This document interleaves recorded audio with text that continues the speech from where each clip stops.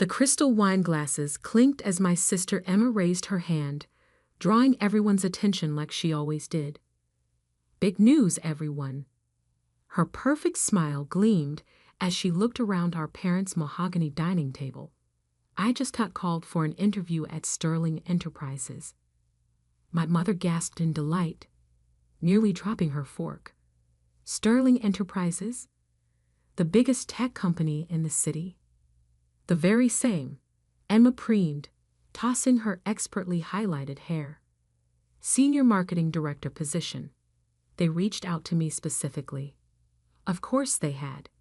Everything came easily to Emma. Perfect grades without studying. Dream jobs without trying.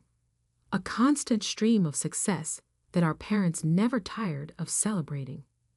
I sat quietly, pushing my food around my plate, trying to become invisible.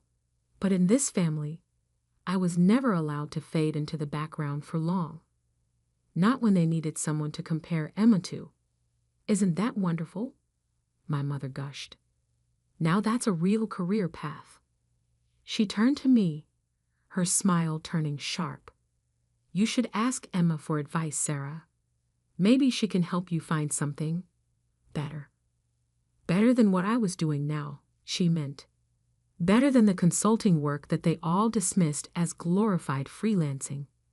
Better than building my own company from scratch, because apparently being your own boss wasn't as impressive as having one. I'm doing fine, Mom, I said quietly, but Emma was already laughing. Oh, please, you can't even get a real job, she smirked. How long are you going to pretend that your little consulting thing is an actual career? My father set down his wine glass. Emma has a point, Sarah. You're 32. It's time to get serious about your future. I gripped my fork tighter, thinking about the contracts sitting on my desk at home, the acquisition deals I was negotiating, the empire I had built while they were all busy undermining me. My business is doing well, I started to explain, but Emma cut me off. Business? Please. You work from your apartment and barely make enough to pay rent. Meanwhile, I'm about to be a senior director at Sterling. She turned to our parents. Did I mention the salary? Base pay is $250,000 plus bonuses. My mother nearly swooned. My father beamed with pride. I thought about my company's latest quarterly earnings report and had to suppress a laugh. When's the interview? I asked, keeping my voice neutral. Monday morning, Emma replied smugly. Not that it matters. The position is practically mine already. The CEO specifically requested to interview me personally. I bet they did, I thought, remembering the stack of resumes on my desk. Among them, Emma's application, forwarded to me by HR with a note. Another entitled candidate with an inflated ego. Your call, boss. Well, good luck, I said, standing up. I should get going. Early meeting tomorrow. Emma snickered. What? Did someone finally agree to buy something from you? Sarah. My mother sighed. When are you going to stop this ridiculous independent phase? Your father could have gotten you a proper position years ago. I thought about the nameplate on my office door. The one that reads Sarah Mitchell, CEO, Sterling Enterprises. The one Emma would see tomorrow morning. You're right, Mom, I said, gathering my things. Maybe it is time for a change. They probably thought I was finally admitting defeat. They had no idea what was coming. As I drove home to my penthouse apartment, not that they knew I could afford one, I thought about how we got here. How their constant dismissal had driven me to build something bigger than they could imagine. It started 10 years ago when I graduated with my MBA. Emma was the star of the family then too, climbing the corporate ladder with her natural talent, while I quietly studied market trends and business strategies. When I told them I was starting my own consulting firm, they laughed. When I landed my first major client, They dismissed it as luck. When I started buying up struggling companies and turning them around, they didn't even notice. 5 years ago, I made my biggest move yet, acquiring Sterling Enterprises through a complex series of shell companies and investment firms. The previous CEO was ready to retire, and I had spent years preparing for this moment. I changed my professional name to Sarah Mitchell, my mother's maiden name, knowing my family never paid enough attention to business news to make the connection. I rebuilt Sterling from the ground up, transforming it into the tech giant it is today. And through it all, my family remained blissfully unaware, too busy praising Emma's minor achievements to notice that their unsuccessful daughter was now one of the most powerful CEOs in the city. My phone buzzed as I pulled into my building's private garage. A text from Emma. "You should really come to the Sterling building sometime. See what a real company looks like. I'll give you a tour after I get the job." I smiled, thinking of my corner office on the top floor, the one with the view of the entire city, the one Emma had been dreaming about in her application letter. Tomorrow was going to be interesting. In my apartment, I reviewed Emma's resume one more time. It was impressive on paper. Good education, steady career progression, solid references. But I had done my research. I knew about the projects she had taken credit for, but barely contributed to. The subordinates she had thrown under the bus, the corners she had cut. Emma had always been good at presenting the perfect image. Tomorrow, she would learn that image isn't everything. My phone buzzed again. This time it was my mother. "Darling, I know you're probably feeling discouraged seeing Emma's success. Why don't you let your father make some calls? It's not too late to start a proper career." I set the phone down without responding and walked to my home office. The wall was covered in business magazines featuring Sterling's remarkable turnaround. Tech's most innovative CEO, one headline read, "Sarah Mitchell, the unseen power player revolutionizing the industry," declared another. My family had spent years telling me I wasn't good enough. Tomorrow, they would learn just how wrong they were. I sat at my desk and opened my laptop, typing out an email to HR. "Please ensure Ms. Emma Carter's interview is scheduled in my office at 9 a.m. sharp. And make sure she waits in the lobby for at least 30 minutes before being brought up." A small petty detail, perhaps, but after years of enduring her condescension, I thought I deserved a little dramatic flair. I spent the rest of the evening reviewing company reports and finalizing acquisition plans, just like any other Sunday night. But this Sunday felt different. Tomorrow, everything would change. As I got ready for bed, I caught my reflection in the bathroom mirror. I looked nothing like the timid daughter my family still saw me as. My suits were tailored now, my presence commanding. I had grown into my power while they weren't watching. Tomorrow, they would finally see me, and I couldn't wait for the show to begin. Monday morning arrived with a sense of delicious anticipation. I stood in my private elevator, ascending to the top floor of Sterling Enterprises, watching the city wake up through the glass walls. My Armani suit was immaculate, my heels clicking authoritatively on the marble floor as I stepped out. "Good morning, Ms. Mitchell," my executive assistant Diana greeted me with a knowing smile. "Your 9 a.m. appointment has arrived early." She's been waiting in the lobby for 20 minutes, insisting that the CEO specifically requested her presence. I checked my watch. 8:45 a.m. Let her wait another 10 minutes. How's she handling it? Diana's eyes twinkled. She's demanded coffee 3 times, name-dropped several executives she claims to know, and told the receptionist that her sister is a nobody who can't even get a proper job. I smiled, setting my briefcase on my desk. Perfect. Has she noticed any of the magazine covers? No, Diana smirked. She's too busy telling everyone within earshot about her marketing expertise to look around. Typical Emma. So focused on promoting herself that she missed the obvious. The lobby walls were lined with press coverage of Sterling's transformation under my leadership. My photo was literally hanging above the reception desk, but Emma would never notice. She never had. Her resume listed some impressive achievements at her current company, Diana noted, arranging folders on my desk. I took the liberty of fact-checking them.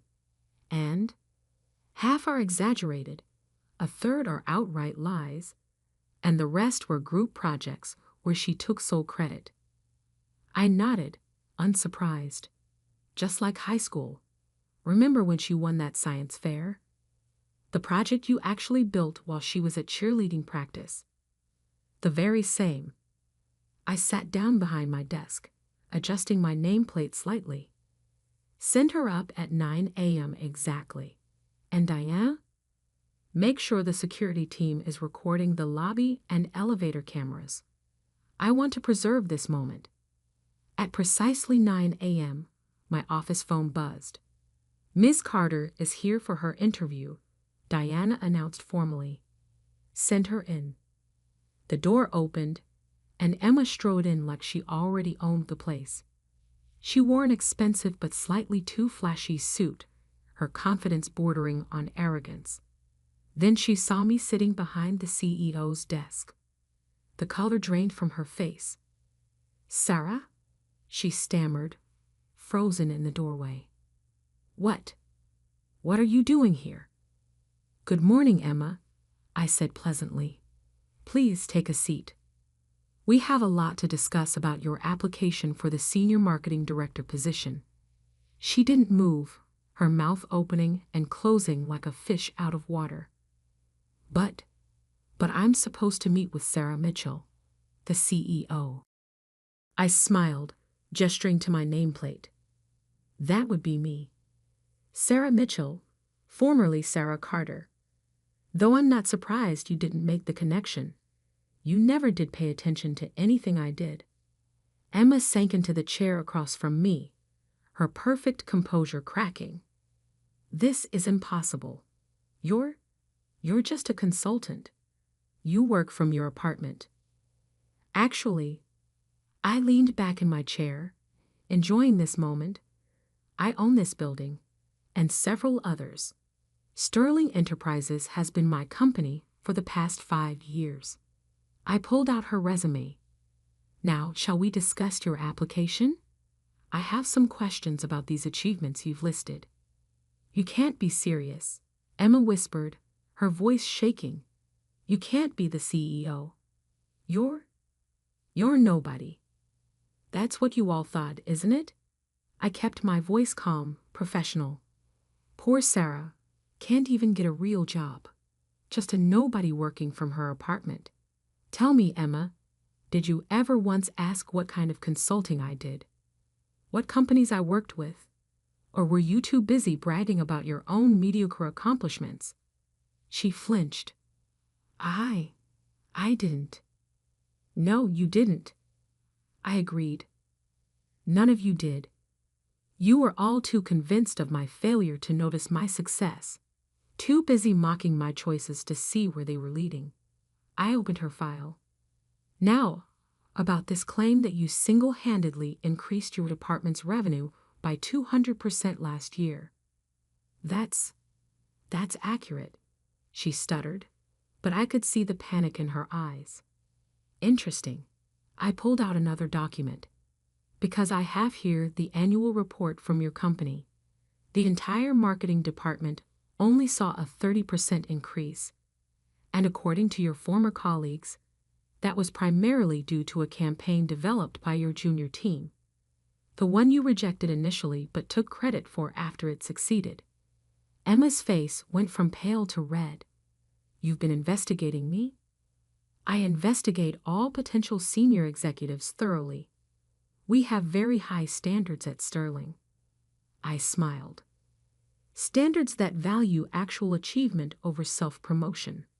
Just then my phone buzzed. Diana's voice came through the speaker. "Ms. Mitchell, your parents are in the lobby, demanding to see you." They're quite insistent. Of course they were. Emma had probably texted them the moment she saw me. "Send them up," I said calmly. "I think it's time for a family meeting." Emma shifted nervously in her chair. "Sarah, look, about last night. About all the things I've said. Save it." I cut her off. "I'm not interested in apologies motivated by fear. I spent years listening to you undermine and belittle me. Now you get to sit there and learn exactly who your unsuccessful sister really is." The door burst open. My parents stormed in, their faces a mix of confusion and anger. "Sarah," my mother exclaimed, "what is the meaning of this? What are you doing in the CEO's office?" "Hello, Mother," I replied coolly. "I was just reviewing Emma's job application. Would you like to join us?" We were discussing the importance of honesty in professional achievements. My father's face reddened. "Stop this nonsense immediately. You're embarrassing yourself and your sister." I stood up slowly, letting my authority fill the room. "No, Dad. For once in your life, you're going to listen to me. All of you are." I pressed a button on my desk, and the wall of windows behind me transformed into a screen, displaying Sterling's financial growth under my leadership. "Welcome to my company, the one you've been hearing about at your country club, the one Emma's been desperate to work for, the one that's been making headlines while you were all too busy dismissing me to notice." They stared at the numbers, the achievements, the empire I had built while they weren't watching.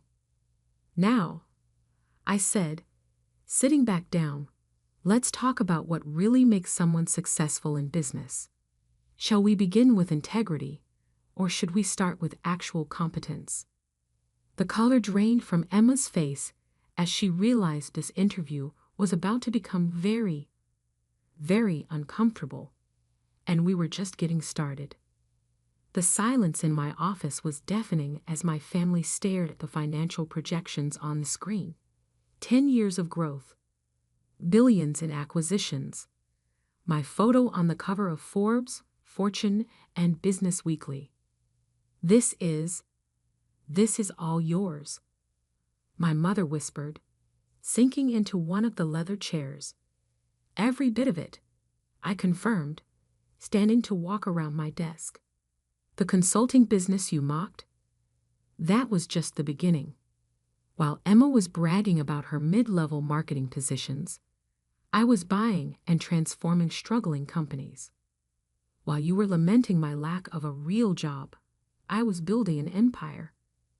My father, always quick to anger, found his voice first. "Why didn't you tell us? Why keep this secret?" I laughed, but there was no humor in it. "Tell you? Like I tried to tell you about my first major client, or my first successful company turnaround, or any of my achievements that you dismissed because they didn't fit your narrow definition of success." Emma shifted uncomfortably in her chair. "Sarah, if we had known." "That's exactly the point." I cut her off. "You only care now because of what I've built, not who I am.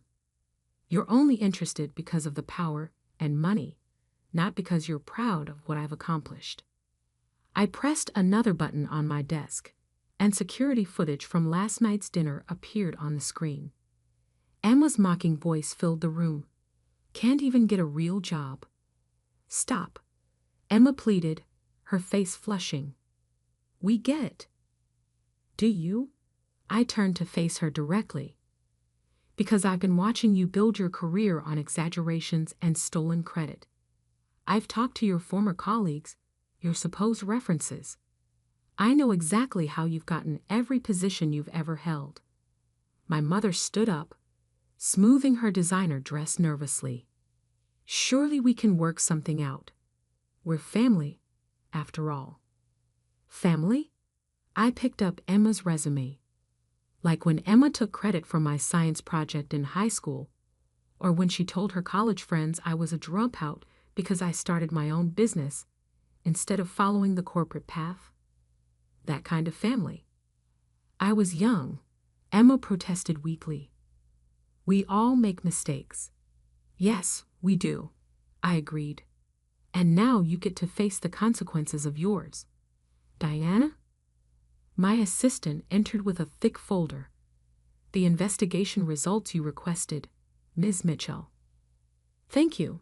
I opened the folder and began reading. Falsified achievements, stolen ideas, workplace bullying complaints. I looked up at Emma. Did you really think none of this would come out during our background check? Emma's face went pale. Those accusations were never proven. Because you had Daddy's lawyers shut down every investigation, I finished for her. But Sterling takes corporate integrity very seriously. We thoroughly vet all potential executives. My father stepped forward, his business negotiation face on. Now, Sarah, surely we can discuss this privately, as a family. You lost that right last night, I replied calmly. When you sat there and let Emma mock me. When you suggested I needed your help to find a real job. When you once again made it clear that nothing I did would ever be good enough. I pressed another button on my desk. The office door opened, and Harold Bennett, my chief legal officer, entered. Harold, please explain to my family the consequences of submitting fraudulent information on a Sterling Enterprises job application. Harold adjusted his glasses. Falsifying credentials and experience on an executive-level application is grounds for immediate rejection and potential legal action, especially if previous employers wish to pursue damages for defamation or intellectual property theft. Emma's composure cracked completely. You wouldn't. You can't. Can't what? I asked softly. Protect my company from someone with a proven history of dishonesty? Enforce our ethical standards? Or are you suggesting I should give you special treatment because we're family? Sarah, please, my mother begged. Think about what this would do to our reputation. Like you thought about mine. All those years of snide comments and dismissive attitudes. I shook my head. No, Mother. Emma's application is rejected. Furthermore, I'm forwarding our findings to her current employer. They should know exactly who they're trusting with their corporate image. Emma burst into tears, but they weren't the calculated sobs she usually used to get her way. These were real, the tears of someone finally facing consequences. As for you two, I turned to my parents. I suggest you take a long, hard look at how you've treated both your daughters. One you praised endlessly despite her dishonesty. The other you dismissed despite her integrity and success. My father's face darkened. You're enjoying this, aren't you? Humiliating your family? No, Dad. I'm not enjoying this at all. I'm doing what you should have done years ago, holding people accountable for their actions. I walked to the window, looking out at the city I now partly owned. You know what the worst part is?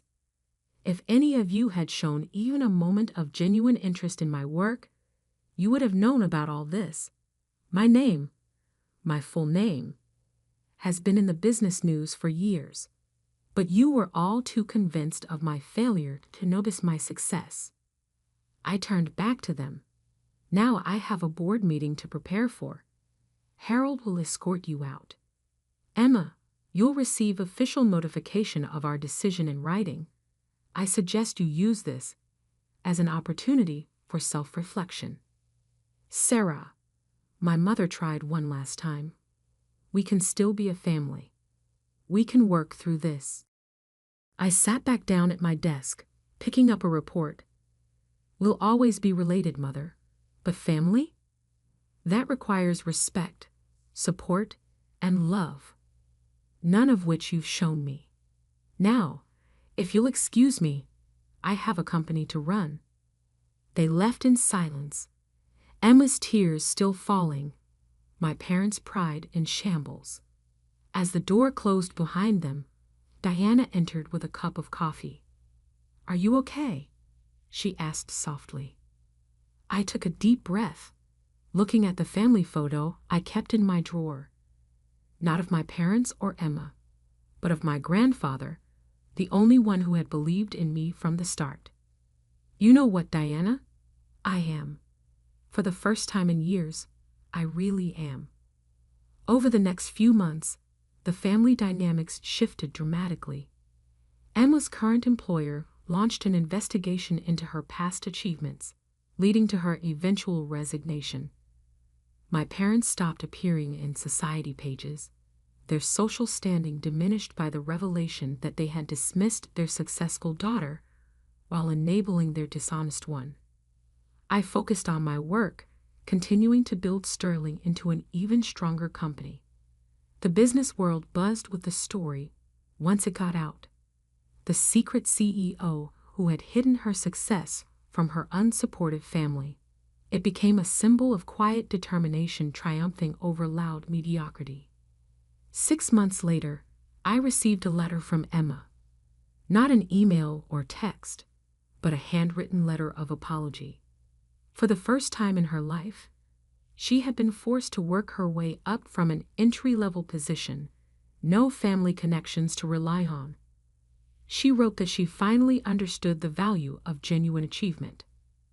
My parents took longer to come around, but eventually, my mother sent a similar letter, acknowledging their failures and asking for a chance to really know me, not as the daughter they had dismissed, but as the woman I had become. I kept both letters in my desk, next to my grandfather's photo, not because I was ready to forgive, but because they reminded me of an important truth. Success isn't about proving others wrong. It's about proving yourself right.